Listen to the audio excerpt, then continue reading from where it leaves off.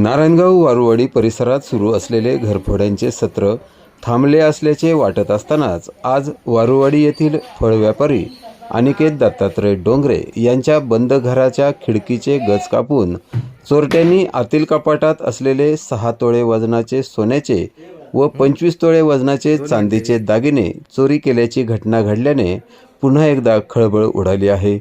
त्याचबरोबर चोरट्यांनी आणखी 2 बंद घरे याच परिसरात फोडली, त्यात मात्र त्यांच्या हाती काही लागले नाही।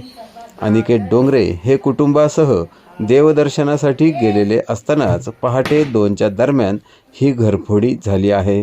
गेले 2 दिवस येथे चोरटे फिरत असल्याचे येथील सुरेश वारुळे यांच्या गिरणीवर असलेल्या CCTVत दिसत आहे।